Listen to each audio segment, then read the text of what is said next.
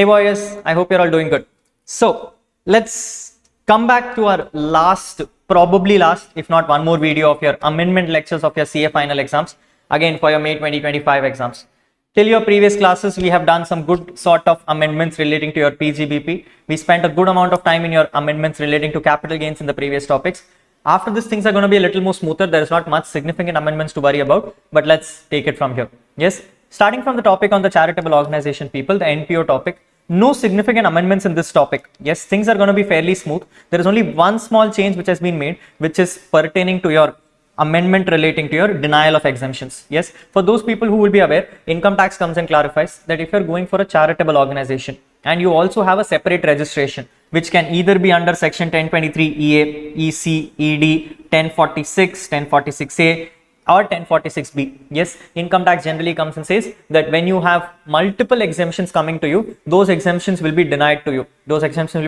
You will only be able to claim exemption under charitable organization. Yes, to clarify that, people, whatever amendments were made in section 10 in the current year, which were 1023A, 1023ED and 1046B have been introduced into the section, which simply comes and means that when you are a charitable organization, every money which you receive have to be applied as per section 11 and 12. Spend it for 85%, full exemption granted to you. Any other exemptions of section 10 will not be granted to you because you will still have to spend that money for 85%. Exception to the rule is only one, which we have discussed earlier, which is your agricultural income.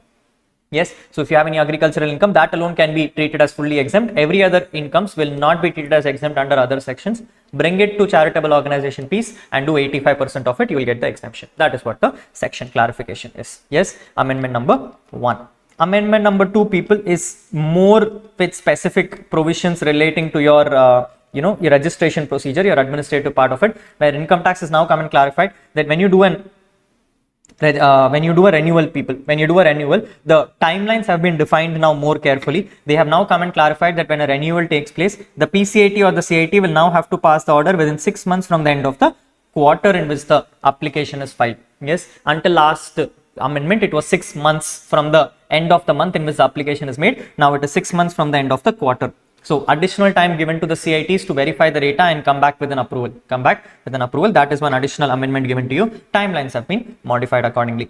Yes, what other amendments you have, people? You have the next amendment with regards to your registration procedure, which comes to 1023C.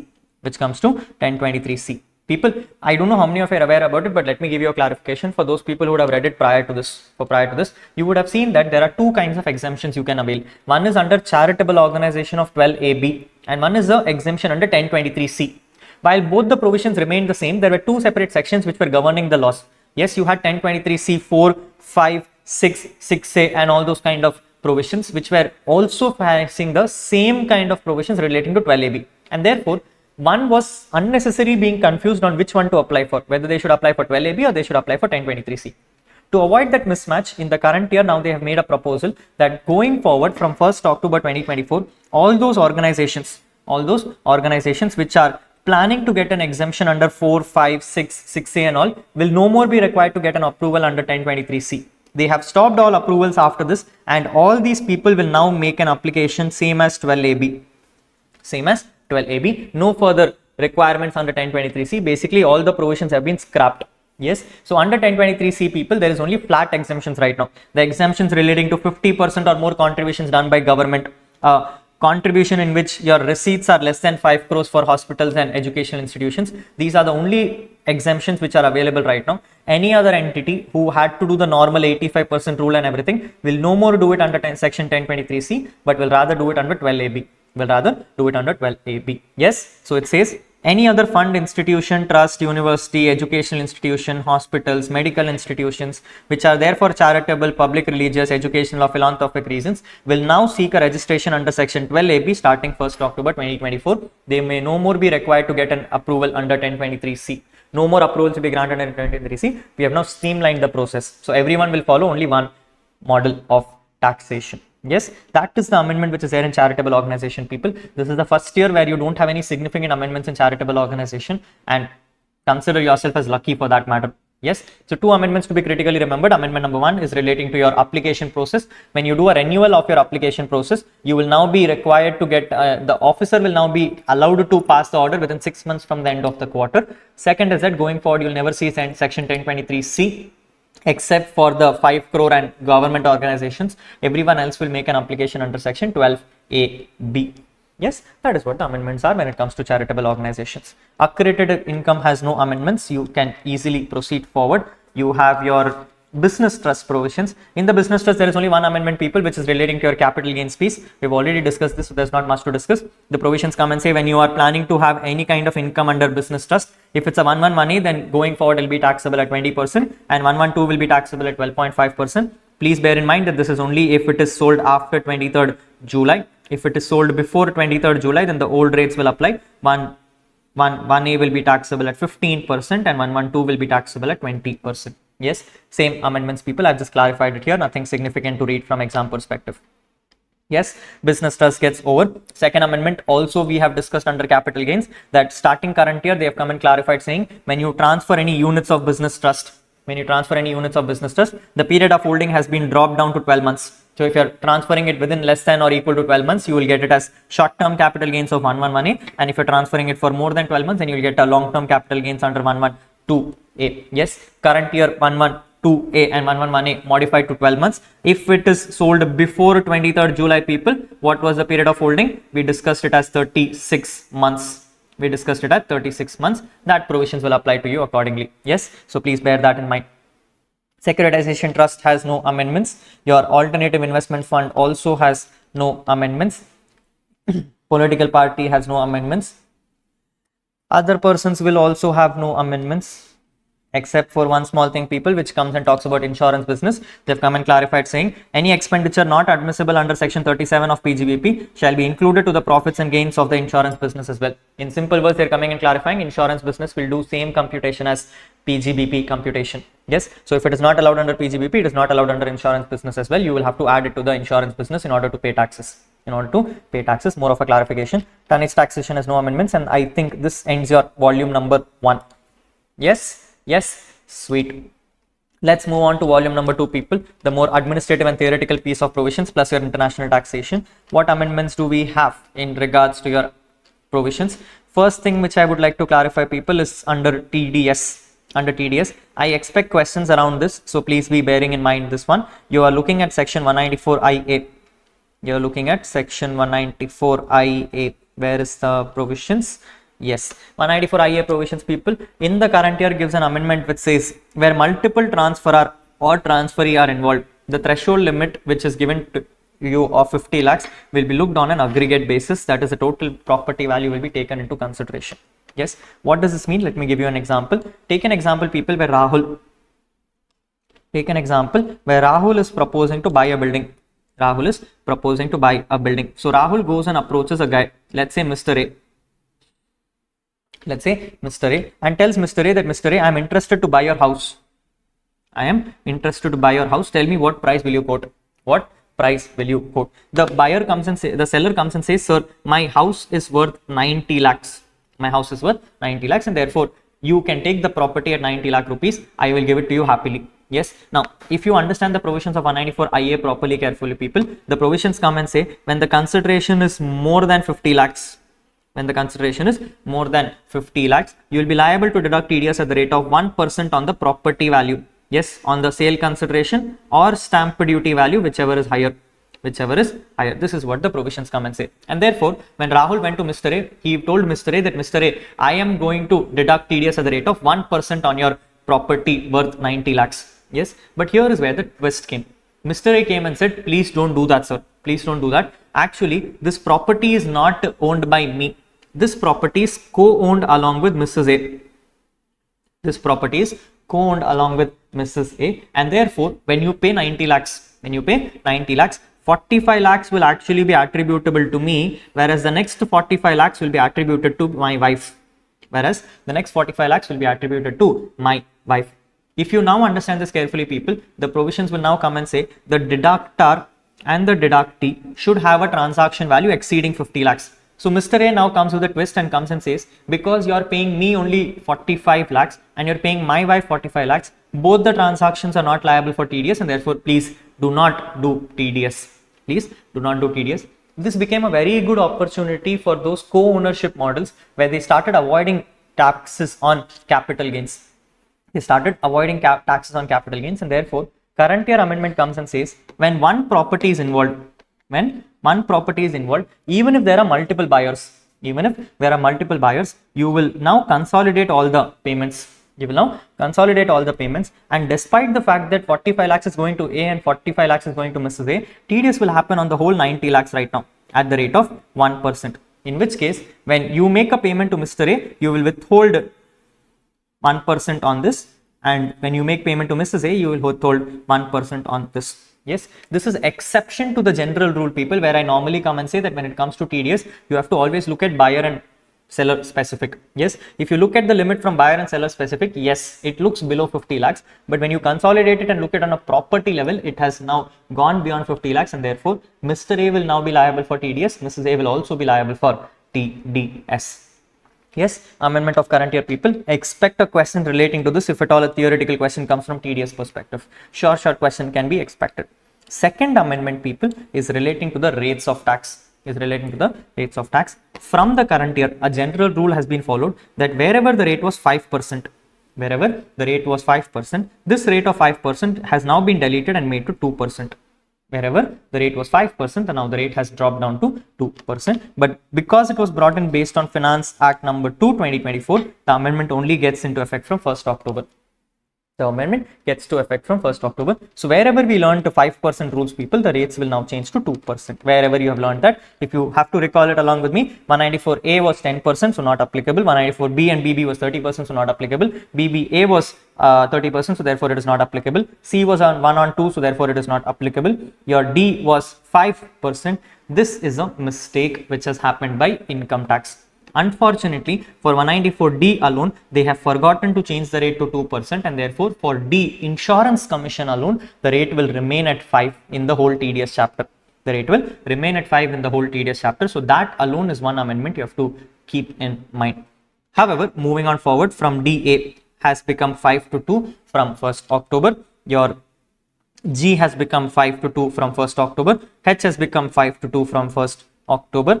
Your I remains the same, your IA remains the same, your IB becomes 5 to 2 from 1st October, your IC remains the same, your J remains the same, your LA remains the same, your M changes from 5% to 2% from 1st October, your N remains the same, so therefore no change there.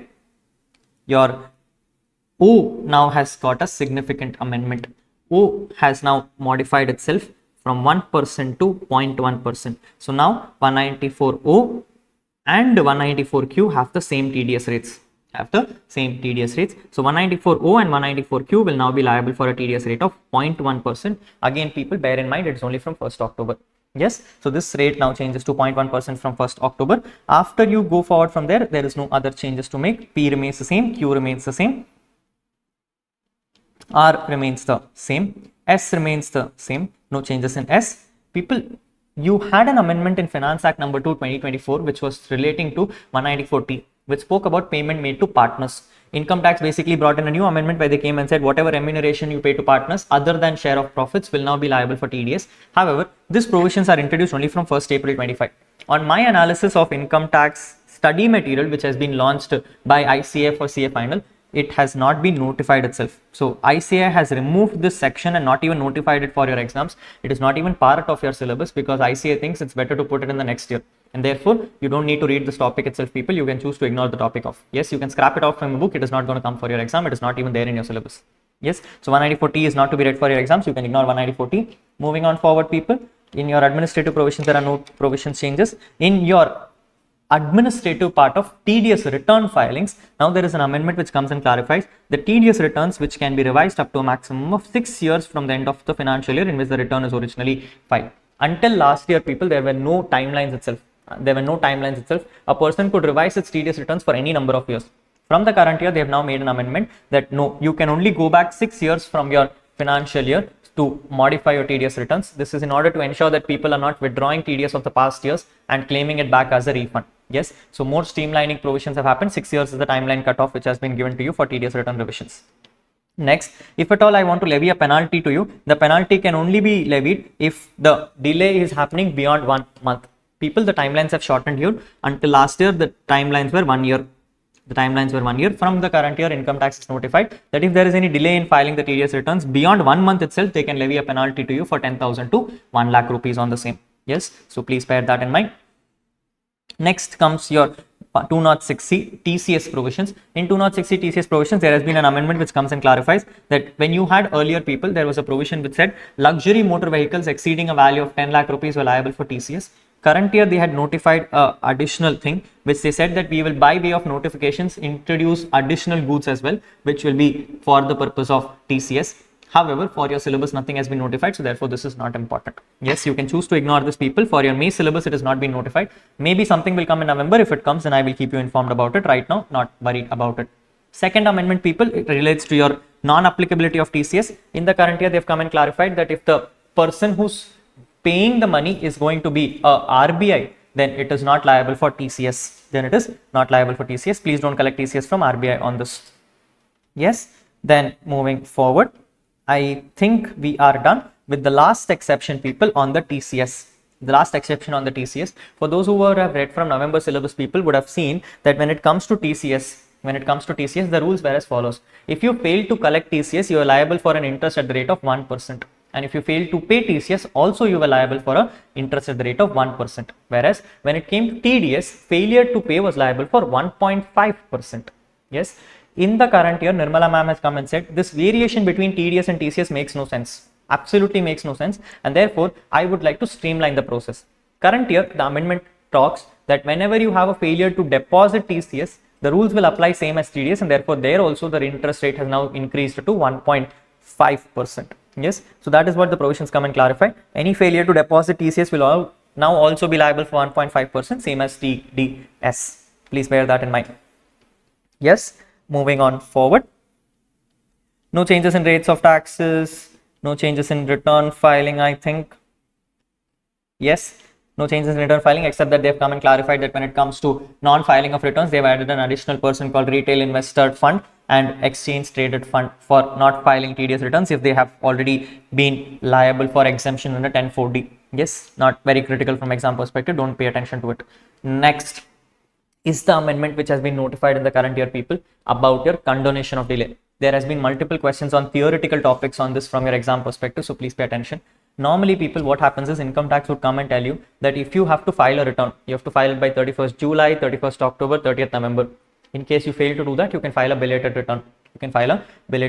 But imagining a case where you have filed a belated return, you would have lost the losses. Or in case you have forgotten to do that also, then you may also lose your refunds. Yes. Therefore, income tax has a law which comes and says, for genuine reasons, you are allowed to approach the CBDT in order to get a condonation of delay. You can go and approach CBDT, explain them the reasons why you could not file a return or why you filed the return late. And in case the case is found genuine, then the CBDT will condone the delay and will allow you to carry forward the losses or the refunds. Until last year, people, powers were also given to CBDT where they came and said, if the value is exceeding 3 crores, then the CBDT will approve you all the applications. In the current year, Nirmala ma'am has came and given a proposal saying that it is not required for CBDT to get involved in all matters. Yes, CBDT has now more better works in life to do things better, and therefore current year all the powers have now been delegated to their junior authorities. From the current year, the amendment reads that when the claim in the return is less than or equal to 1 crore, then even the PCAT and CIT can come and approve the condonation. If the claim is more than 1 crore but up to 3 crores, CCIT can approve the claims, and if the claim goes beyond 3 crores, then PCCIT itself can approve the claims. No more requirement to approach CBDT for the same. Your superior head of income tax sitting in your current location itself will suffice for the purpose of making an application. You can sit with them and they can itself do it. Second is that they have come and clarified the application can be made only up to 5 years from the end of the financial year in which you want to condone the delay. Until last year it was 6 years, now it is 5 years. Yes, so they have toned down the 6 years to 5 years right now. You can make an application for the last 5 years condonations, not anything prior to that. Yes, what is amendment, people? Claims made less than 1 crore, you can approach it with PCIT or CIT. Claims made more than 1 crore but less than 3 crores, you can approach CCIT. And the claims made more than 3 crores, you can approach PCCIT. Please note, these numbers are per assessment year. These numbers are per assessment years. So if you want to condone all the last 5 years, check each year. Whichever year is more than 1 crore, you can go and approach the CCIT. Whichever year is less than 1 crore, you can go and approach PCIT or CIT. And whichever year is more than 3 crores, you can approach PCCIT for that respective years. Yes. So please pay attention. This is per assessment year model. Yes. What else do we have? We are looking at other amendments, people. Return filing does not have any other amendments, if my memory serves right. Yes, no further amendments in your normal provisions. Moving on to assessment provisions, people, the most important amendment, and I know this is going to come in your exam in the current year, is your amendment relating to your search process. Let me quickly open that for you so that we can do it together. Yes, this is your amendments relating to your search process. People, just to give you a background, almost about 2 years ago, there was a separate guidelines for how search used to happen. Now, when I tell search, people, for those who would have studied with me, we also use this word called as raid. Yes, search and seizures worked very differently almost about 3 years ago. Until 3 years ago, people, what used to happen in search and seizure is that if you are picked up for a search and seizure, a raid has happened in your premises, then they will reopen the last 10 years. In which the last 6 years will be mandatorily opened, and then 7 to 10 will be opened based on some parameters. Last year, they amended the laws and they scrapped all the topics. They gave in a confirmation saying that once a raid process gets over, the process to complete a raid assessment will happen in the same manner as our reassessment procedure happens. And therefore, for the last 2 years to 3 years, people, they had come and clarified saying reassessment procedure will be same as your search procedure. Yes. However, current year, they have modified the whole thing back. Back in 1990s, we had this very beautiful concept in search called as block assessments. We had something called as block assessments, where they used to normally come and say that it doesn't matter which year does the income pertain to. We will do one thing. We will consolidate the last couple of years. Compute the income of the last consolidated years, and then pay tax in a single shot. Rather than me coming and try to identify which year does this income pertain to, let me block it off and put it in a block so that you don't have to come and individually identify it. Yes. In the current year, Nirmala ma'am has come and proposed that we'll bring back that regime. And now raid process happens as a part of block assessments. Because it is now happening as a part of block assessment, they have now been removed from the reassessment guidelines. Yes, therefore, people, in this topic of assessment procedure, everywhere where you had raid procedure, now that thing has been removed. So now you will no more see the raid procedure in the assessment chapter, people. I have created a special chapter itself for raid procedure. We will discuss it there. Yes, so that is what I'm clarifying to you here, people. When it comes to search procedure, you will not find the search procedure anywhere here going forward. Yes, let's ignore that piece and understand what the amendments are relating to reassessment procedure. In reassessment procedure, people, the first amendment, they have come and clarified that an information which is escaping assessment, based on which you are reopening the assessment, now has an extra addition which comes and says any information which is coming from a survey, conducted under section 133A on or after 1st September 2024 will now be called as a case which is eligible for reassessment guidelines. Until last year, people, this defense was used for search procedure. Because now search has become a part of block assessment, they have brought it back to reassessment procedure. Yes, amendment number 1.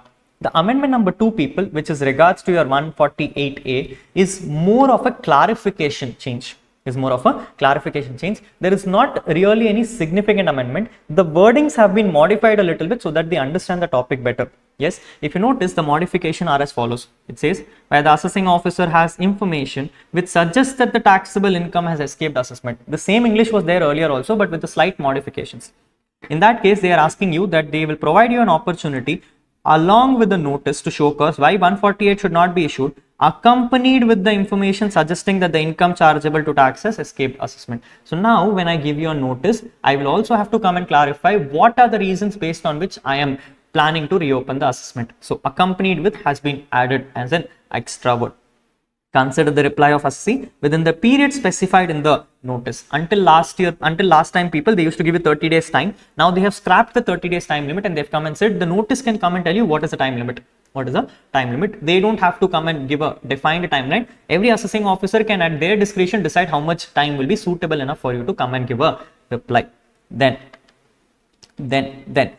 what happens, people, if you want to issue a reassessment notice? Income tax has now come and clarified that if you want to issue a reassessment notice, the timelines have been modified from 1st September as follows. If you want to issue a reassessment notice, then the reassessment notice has to be issued 3 years and 3 months prior to the end of the relevant assessment year. 3 years, 3 months prior to the end of the relevant assessment year. So if I am going to look at a case of 21-22, if I am going to look at a case of 21-22, you have timelines until 30th June 2027 to issue the reassessment notice. But for those who understand, if I have to issue the reassessment notice, people, I also have to issue a notice under 148A to give you additional time to respond back. For that, they have taken 3 years, 3 months prior. They've taken 3 months prior. So now it becomes 3 years for issuing 148A and 3 years, 3 months for issuing 148. Yes, how will that work, people? Generally, when it's an assessment year 21-22, they will first issue a 148A to you by 31st March 2027. In that notice, they'll come and tell you that yes, I am proposing to reopen the case for you and issue a 148. These are the reasons. Tell me, are you okay with this? You will be given time to respond. You can respond on it accordingly, and then considering the response, he will now have to issue a 148 notice to you, timelines of which are 30th June 2027. Yes, from this notice date, people, 12 months will be granted in order to complete the assessment process. This is the amendment of the current year. But the critical amendment stands here.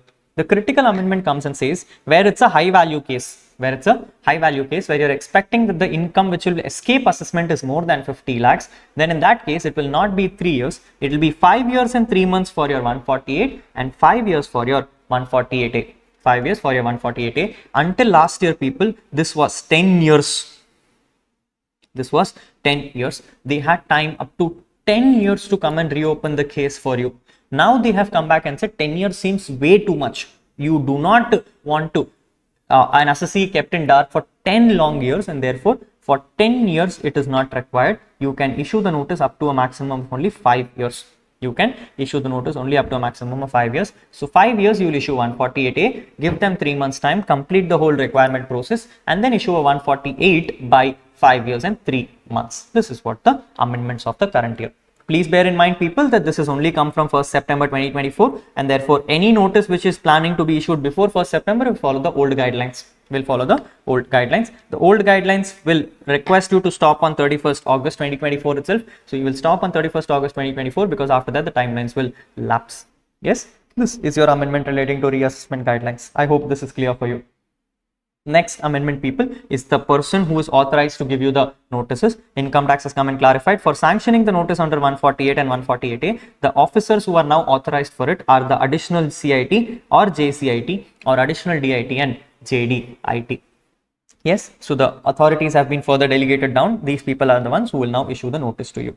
Yes, next amendment, people, is relating to your orders passed under 1192B. For those who understand, people, if I have filed a condonation of delay, before the CBDT or any prescribed authorities in order to condone my delay, then the return gets accepted. Yes, the moment the return gets accepted, a question mark came up is that the moment the return gets accepted, will that also be scrutinized by the assessing officer? This amendment now comes and clarifies, yes. They have come and clarified that when an order has been passed in accordance with 1192B, condoning the delay of your returns, then in that case, an assessment order against that can also be passed within 12 months from the end of the financial year in which the return is furnished. Same guidelines as your normal return filing. Same guidelines as your normal return filing. This is a case of me condoning your delays. Second, any kind of order which is passed by CIT or ITAT setting aside for fresh assessment have now been clarified for 12 months from the end of the financial year in which the order is being received. Yes, so you can pass an assessment order or a giving effect order to your CIT based on fresh assessment for a period of 12 months right now. Yes, next amendment is relating to your your assessment is kind of done. Search and seizure, people will do it in the next topic. Yes, let me not spend time on search and seizure in this lecture because I know this is a little bit of a heavy topic. We'll probably do it in a separate topic because this I'll have to spend a little bit of an extra time to explain you better. Yes, so let me not spend time on your search and seizure, people. We will come back to this. Moving on forward to your appeals, people. Your appeals and revisions, the next topic, which has a small amendment which comes and clarifies that when it comes to best judgment assessment. People, if I have to give you a background on this topic, imagine a case where what has happened is your case has been picked up for assessment. Unfortunately, you have not been responding properly, or the assessing officer has not given you sufficient opportunity, based on which the officer has now passed a best judgment assessment. The option to you which is only left right now is to file a CIT appeals. Go to CIT appeals and then request them that yes sir, I made a mistake from my side, or the assessing officer was not ready to give me an additional opportunity based on which he passed the best judgment assessment. I am now available in order to support on the assessment or the appeal process, and I would like the case to be allowed in my favor. Problem what was happening is it's a best assessment, people. Yes, so therefore there is no clear assessment which has taken place, because of which what was happening is the moment you filed a CIT appeals unfortunately now had to step on the shoes of assessing officer. They had to unfortunately sit on the shoes of the assessing officer, and they had to now do the assessment in order to ensure that the assessment numbers are correct. To avoid this much time spending by an CIT, the amendment of the current year comes and clarifies, if a best judgment order is passed and the case has been moved to CIT where the assessee is now ready to respond properly, the CIT has now been given powers to remand the case back to assessing officer. The CIT now has the powers to remand the case back to assessing officer and tell them that yes, now the assessee is available to help you on the case. Why don't you close the assessment as if it's a normal assessment? So normally a CIT would not be given the powers to remand a case. Here is an exception to the rule. Read it along with me. Where an appeal is against a best judgment assessment, or the JCIT or CIT can set aside the order and refer the case back to AO for fresh assessment. Yes, so I am now proposing a remand for you. If you want, you can come and support on it. I will be happy to oblige. Yes, please note in mind, people, that when a best judgment is passed, first an appeal has to be filed. You cannot just like that go and say no, reopen the case and all. You will have to go and file an appeal and then plead before the CIT that yes sir, I am ready to support right now, in which case the CIT can remand the case back for a normal assessment process. Yes, so please bear that in mind, the assessment provisions. Second, people, is your amendment relating to timelines on ITAT. I believe this is a critical amendment, more from an MCQ perspective, so please pay attention to this. The amendment of the current year comes and clarifies, going forward when you file an appeal to ITAT, you can file an appeal within 2 months from the end of the month in which the order is passed by the CIT for filing an appeal to ITAT. Yes, earlier the timelines were 60 days. From the date of order. Which means if the order is passed today, from today 60 days will start. With the amendment of the current year, now the timelines have become 2 months from the end of the month in which the order is passed. So forget today's date, from today end of the month plus another 2 months will be taken for the purpose of filing an appeal. This is what the amendment is. Yes, timelines of appeals have been changed, and therefore I expect a question relating to this in your exam. Please pay attention to this one. Yes, appeals to ITAT will now become what? It will become 2 months from the end of the month in which the order is passed. Yes, what else do you have, people? I don't think you have any more appeals. Yes, you don't have any more relating changes in your appeals. Moving on forward, people, what is the next amendment? Is the amendment relating to the monetary limits to file appeals by department. Yes, for those who would have had a background on this, people, the provisions of income tax used to come and say that they were wanting to avoid unnecessary appeals being filed before the department, by the department before the authorities. Yes, in the law, they had come and clarified that when the monetary limit is very low, when the winnable chances of department is not going to give them a significant impact, they would not like to proceed on a further appeal. Yes, until some time last year, people, the limits were as follows. They said if the tax effect which is coming out of the appeals is not more than 50 lakhs, 1 crore or 2 crores, then the department will not go for a further appeal. Department will not go for a further appeal. If they want to file an appeal to High Court, the tax effect should be more than 1 crore. If the case is Supreme Court, then it is 2 crores, and if the case is ITAT, then it is 50 lakhs. Yes. In the middle of the year, a circular has now been launched where they have come and changed the limits a little bit more. Yes, limits have jumped. They have now come and said that when you want to file an appeal to ITAT from a CIT order, department has to satisfy a 60 lakhs tax effect. For High Court, it is 2 crores, and for Supreme Court, it is 5 crores. Do bear in mind that the notification was from 17th September, and therefore 17th September is the only date from which they can start this. 17th September is the only date from which they can start this. They cannot start before 17th September. They cannot start before 17th September. Before 17th September, the old rules will apply. After 17th September, the new rules will apply. What are the new rules, people? The new rules come and say that when you want to file an appeal before the ITAT by department, not by assessee, by department, they can only file an appeal when the benefit coming out of it, or the tax effect as we call it, is more than 60 lakhs. If it is High Court, then it is 2 crores, and if it is Supreme Court, it is 5 crores. Second, people, they have come and given an exception to this rule. They have added in some parts of the exception where they have come and said, even if the tax effect is not significant, for these additional cases, they can now go for a further appeal. Items are as follows. They have said the assessment is based on information of any offense alleged under any other law. So they have said because of any other law, they have decided to go for an appeal. Then in that case, you will not look at the monetary limits. You can still file an appeal. Second, any kind of strictures or adverse comments which has been passed and or cost has been levied against Department of Revenue, CBDT and their officers. They have said if the case is such that I have to now justify my CBDT itself. They have now come and passed wrong comments about CBDT itself, and against that is what I'm filing an appeal. Then in that case, you can go for an appeal even without any monetary benefits. A simple example I'll give you, people. Recently, you might have heard a big issue is going on in the market right now that CBDT has, without even referring to the law, notified that they will not be giving you any rebate under 87A for short-term capital gains under 11 money for new tax regime. Yes. Now, for those who understand, people, the rebate benefit here is very meager. You're talking about 1,000, 2,000 rupees and all. And therefore, what happened is when assessees went for an appeal, High Court has allowed it in our favor. Now, if department has to go for an appeal, you'll notice that the amount involved here is only 1,000 rupees. But this is less of the 1,000 rupees and more about how department looks at it. Yes or no? They have now pointed fingers on how the department interprets the law, and therefore these kind of provisions should not be the reason for you to not go for an appeal. With this amendment, CBDT can now go for an appeal to the additional authorities, coming and telling them that yes sir, while the amount involved may only be 1,000, this is an adverse comment passed against CBDT's way of working, and therefore we should be eligible to file an appeal. If they can justify that, they would be eligible to file an appeal. Yes or no? What are the cases, people? If a court itself has come and mandated that yes, you can file for a further appeal, then they are allowed to do it. A writ petition is to be done, then they don't have a problem. If the CBDT is proposing for a writ petition, then there is no option, then there is no issue, you can go for a further appeal. Next, if it is a matter relating to wealth tax, FBT, equalization levy and all, yes, other laws of income tax, other laws other than income tax, no limits prescribed. Finally, any kind of TDS or TCS matters where the dispute resolution relates to determination of nature of transaction or applicability of provisions of DTAA. They are now coming and clarifying that, boss, when the case is not about TDS, the case is about the nature of transaction itself, whether a software is considered royalty or not, whether DTAA provisions will apply or not, whether MFN provisions can be applied or not. When the issue is more legal than numerical, in that case, they should be granted opportunity to file a further appeal. You should not be restricting them on those. That has been notified right now.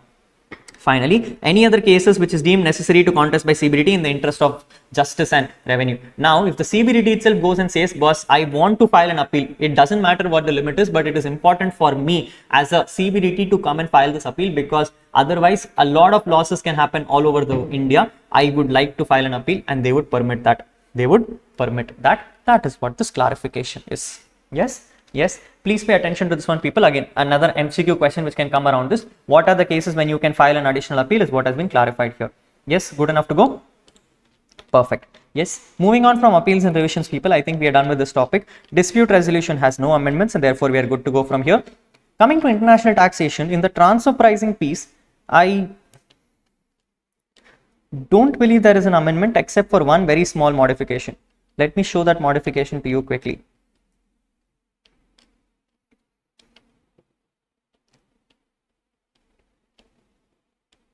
The modification is in my assessment process.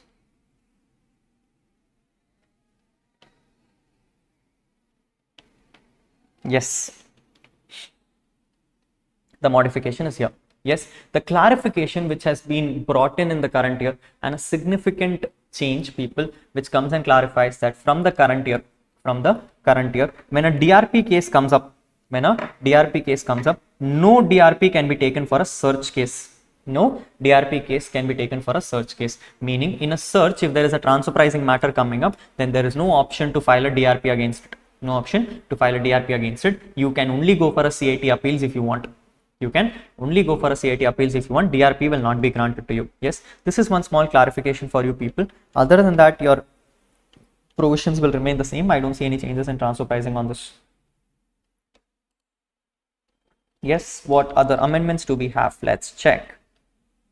Do we have any other amendments? The next amendment is relating to your 94B, people, your limit thin capitalization rules, where they've come and clarified that from the current year, if it's a finance company located in IFSC, then they will also not be liable for 94B provisions. They will also not be liable for 94B provisions. You can treat them accordingly. They are free to make payments to an AE exceeding 1 crore also, and even if they don't have 30% of EBITDA, they will still be not questioned about this. Yes. Your residential status remains as it is, people. No changes in your residential status. Please be mindful of POEM guidelines and everything for your exam perspective. ICA has been testing this multiple times, so please pay attention to that. If you're moving on forward from your residential status, we are going on to your next chapter, your critical chapter called non-resident taxation. An amendment critical enough in your current year and is expected as a question in your current year is your operation of cruise ships. Amendment of current year coming and clarifying, people, from the starting year, from the current year, if you have a cruise ship, they will be liable for a separate presumptive taxation regime and not the same taxation regime as you have been having for all this while. You will now be putting them under a separate section altogether. Yes, the provisions of presumptive taxation of non-residents have been modified to say that when you are operating a cruise ship as a non-resident, you will be liable for a presumptive taxation of 20% of your revenue as a PGBP income. You're liable for what? You're liable for 20% of the specified sum as a presumptive income for your taxation purposes, for which you will take into consideration all the amount of services which are received from India or outside India for carriage of passengers.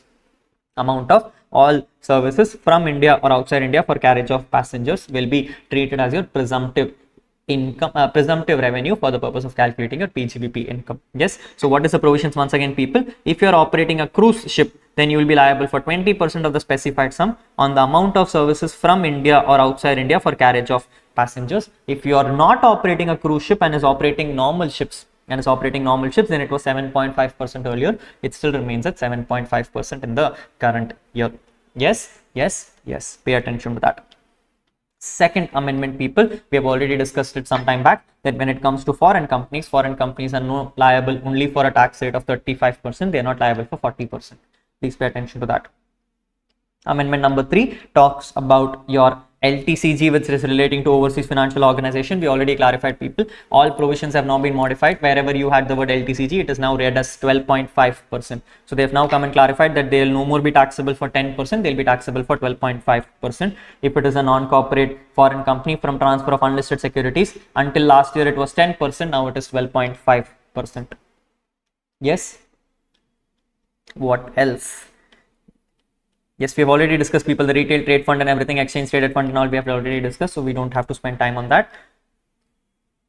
Amendment number 1015A, which comes and says that going forward, if there is a foreign company which is going to have income from lease rental of cruise ships paid by a foreign company opting to pay for the presumptive we just discussed, provided both companies are in substance of the same holding company. So if one company has chosen to go for presumptive and another company is giving them ships, and is earning lease rental out of it, then the company which is giving them ships for lease rentals will now not be liable for any income tax will not be liable for income tax, provided they are all part of the same parent.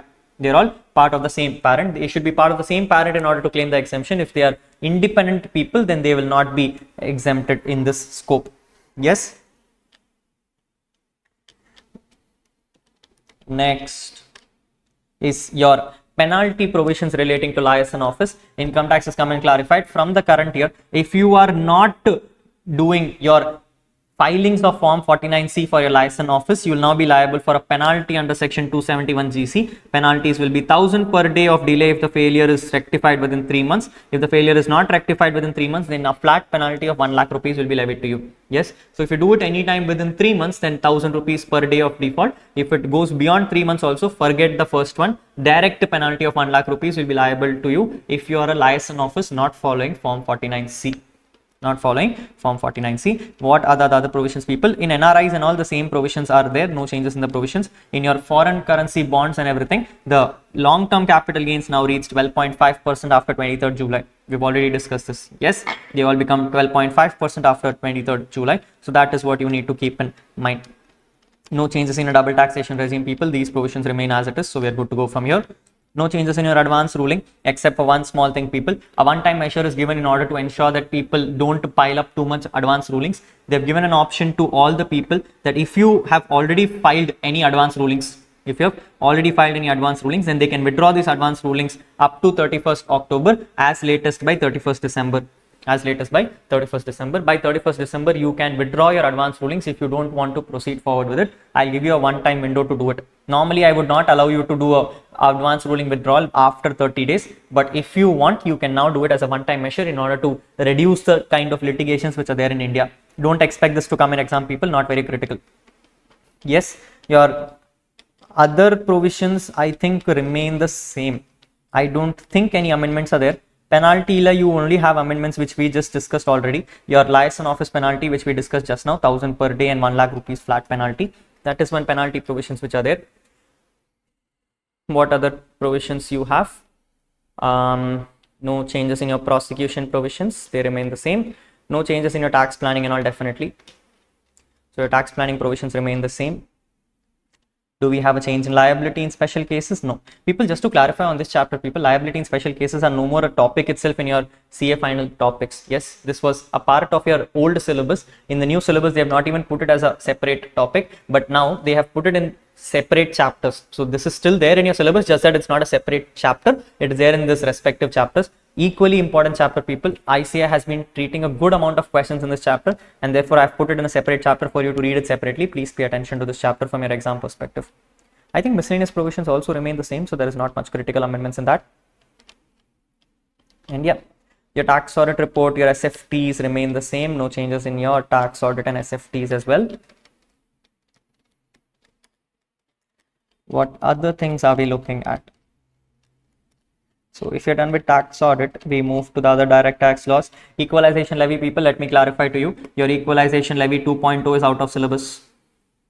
Your equalization 2.0 is out of syllabus. You don't need to read this topic at all. Yes, while technically speaking, this was only removed from Finance Act number 2 itself, but because the amendment was brought in from 1st April 2024 itself, this topic has been scrapped from your syllabus. It is no more there in your syllabus itself, so you have a happy news. You can ignore equalization levy 2.0, will not be tested in exam. 1.0 is the only equalization levy which remains pending right now. Yes, you will not be getting questions relating to 2.0 in your syllabus.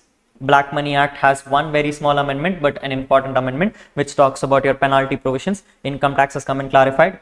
Black Money Act has come and clarified that no penalty will be levied under section 42 or 43 in respect of assets other than immovable property if the value does not exceed 20 lakhs. So now, if you want to levy a penalty under this section, you have to have a value escaping assessment more than 20 lakhs. If not, no penalties will be applicable under Black Money Act. Yes, that is an amendment under Black Money Act. I think the other chapters and all remain the same. Yeah.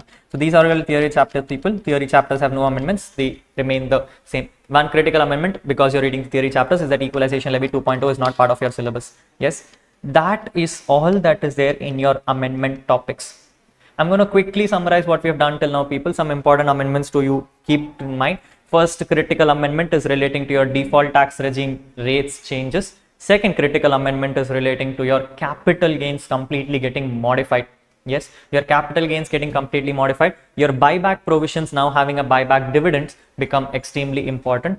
For your syllabus, the next critical amendment would be relating to the search provisions. Yes, your search and seizure provisions will be the most important amendments for your exams. You do expect questions on this. I think since I've done with this and I don't have anything else to discuss except for search, let me do one thing. I think that's an important topic, and therefore my full course video itself is what I will upload in your lecture. Yes, so I will upload the whole full course video of my search and seizure in the next upcoming video so that you can watch that itself. That will have a more detailed explanation on your search and seizure so that you understand the topic a little better and a little more critically. Yes, I will do that in the upcoming days, people, so that you can go through that also. If after this also you have some doubts, clarifications, please feel free to reach out to me and we will complete this off.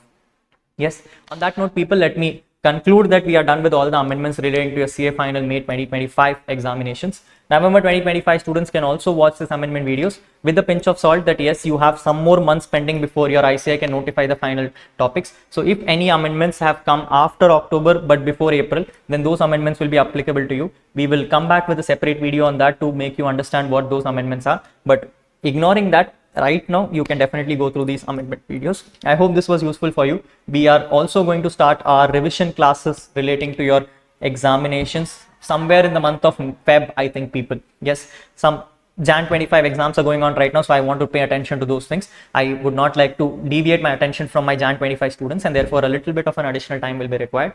Your revision videos relating to your CA final exams will be uploaded somewhere in the month of February. Yes, until that time, people, please continue reading what it is. Revision videos is not going to help you learn the subject as much as it's supposed to. So if you still want to learn the subject, then please do it first. Come back in the February after a good amount of preparation and we'll revise it together so that you can start marking important topics for your exam. That is the plan of action for your May exams, people. I hope this is helping you in the best way possible. If you still have clarifications, feel free to drop a comment or just reach out to me on my WhatsApp number and I should be able to support you in the best way possible.